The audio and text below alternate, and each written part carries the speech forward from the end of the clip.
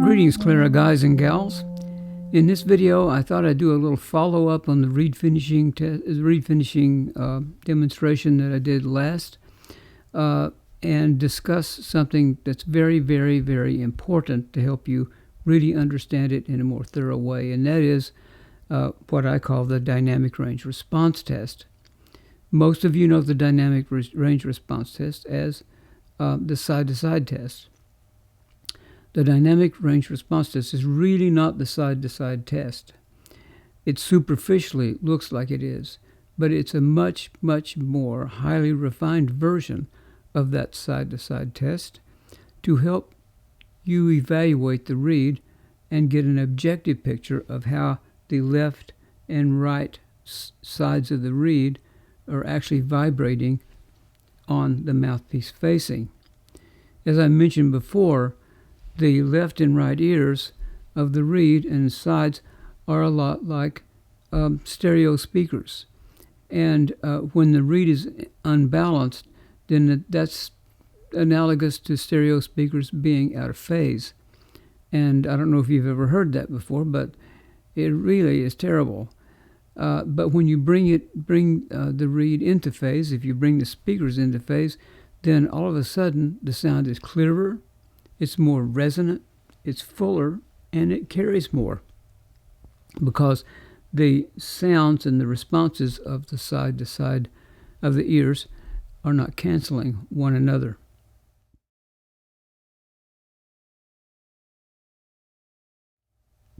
Now, in that video, if you were able to endure it, you saw me use the dynamic range response test in several different ways. But let me explain to you first why I call it the dynamic range response test. It's too early in the morning. The dynamic range response test. It's not because it's dynamic and forceful, but because it has to do with loud and soft. That is, the dynamics of musical phrasing. And so what we're doing with the side-to-side test is we're refining it so we can test how each side of the reed plays the full dynamic range. And what I started with in doing that in the past video is I started with the open G. And I would test very quickly, because I've done this so long, I'm very efficient at it. I would test the left ear, test the right ear, isolating them, and hitting them with a sforzando and letting the sound decay. Just like you might hit the side of a bell with a rawhide mallet bong and hit it and just let the reed ring. Let the bell ring. You're not trying to create the ringing. You just hit the air and just taper the air and see if the reed responds to it or not. And almost always it'll show you which side is less responsive. Now, why do I go from the sforzando down to the piano? Well, the logic is simply this, that the side of a reed will not begin a note any better than it ends one. So I'm interested in playing the sforzando and seeing how far down the dynamic range that the note I've created, how far down it will go. Will it just kind of cack out at mezzo forte? Or will it ring down to mezzo piano or pianissimo? That's what I want to see. I want to see how well that energy is flowing up and down the left or right side of the reed. We have to remember that the reed is a spring form. And so it's very important that the spring form transfer energy efficiently. If it's not, then some work needs to be done to make it happen. And that's what we're doing when we're testing that ringing all the way down the dynamic range. Okay, so that's the first thing. And you notice that I generally tested the reed to start with on the open G. But I also did some other things too. Now, the reason I started with the open G is because it's a low resistance note, and so it's easier to do that response test efficiently and well. But you don't end there. What you're looking for are pitches in the different range. That's why the dynamic range, and also you're looking at the pitch range. You're going to test different pitches in different parts of the clarinet with that same side-to-side test to give you an even more refined clue about how the reed is actually working on the mouthpiece. So the next note I picked on was the right-hand clarion D. So why did I pick the D? Well, the reason I picked the clarion D, right-hand clarion D, is first of all, I want my right-hand clarion pitches to be clear. And the D has more resistance than the open G. And it's also going to show something more refined about the balance of the reed when you play more resistant notes. So if I can get that clarion D nice and ringing and nice and clear so that the ears are balanced, then I can do a further refinement of the reed in terms of its balance throughout the pitch range of the clarinet. And then the next note I picked on was the D above the staff.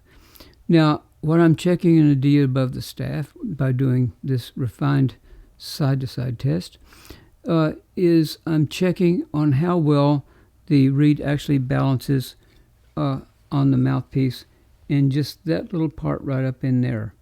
The ears here and the very center, just right there.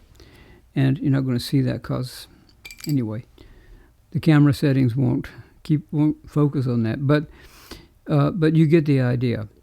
And so I'm testing and refining the reed in order to refine the reed when I get up closer and closer to that tip area.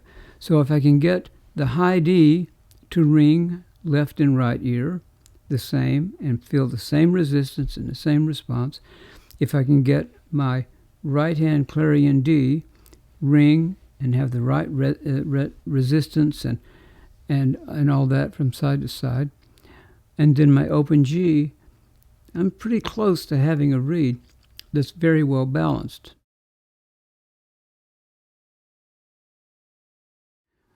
Once you do your side-to-side testing and you do the balance, you might say, oh, well, that's better. But the important thing is to play the reed, play a few passages, do some test passages.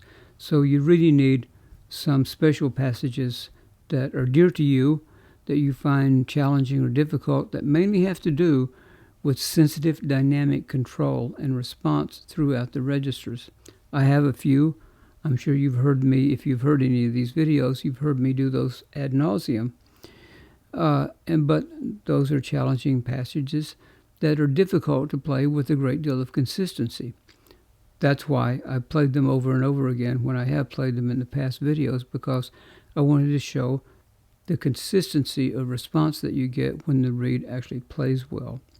So you can play something 7, 8, 9, 10 times in a row, whereas you couldn't even play them twice in a row if the reed was badly balanced, not without really working your tail off, and you don't want to do that.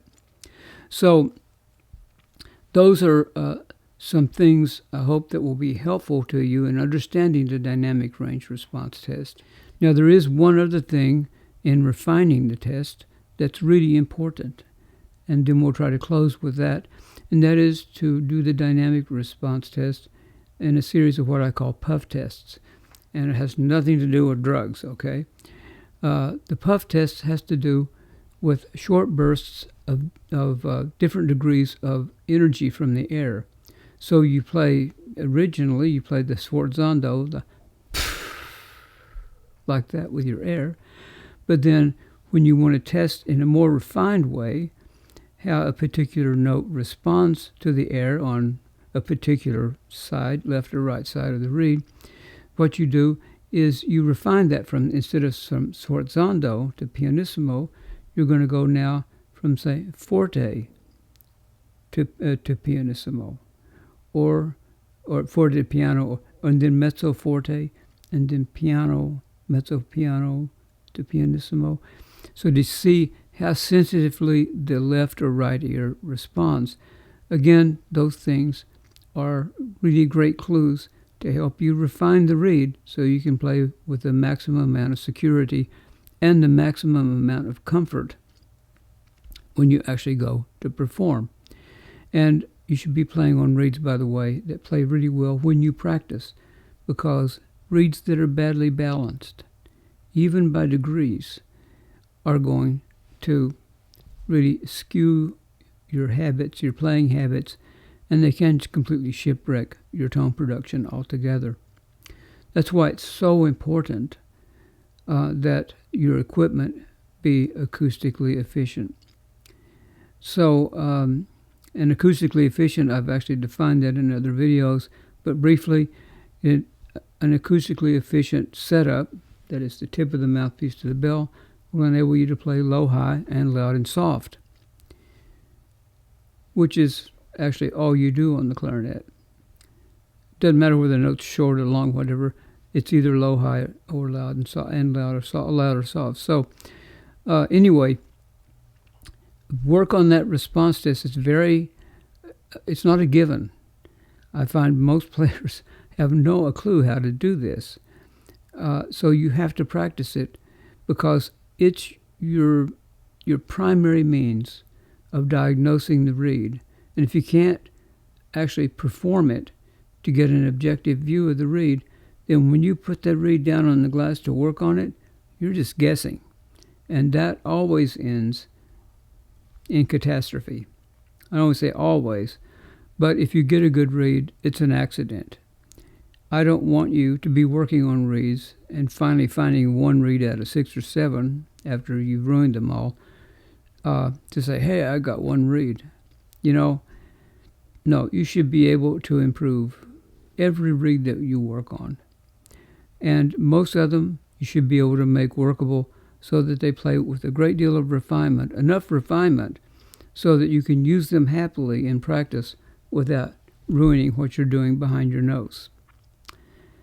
Well, I could say a lot more about this, but I'm tired of talking about it, and I'm sure you're probably tired of hearing it. Please just log these things into your hard drive, reflect on them, and try to actually incorporate them. Work on the different aspects of the dynamic range response test until you can finally master them. I find most people, they have to practice them just like you practice everything else in order to get good at it. But getting good at it means you're going to get better at your reed finishing, because, as I'm commonly known to say, the better you test, the less you guess.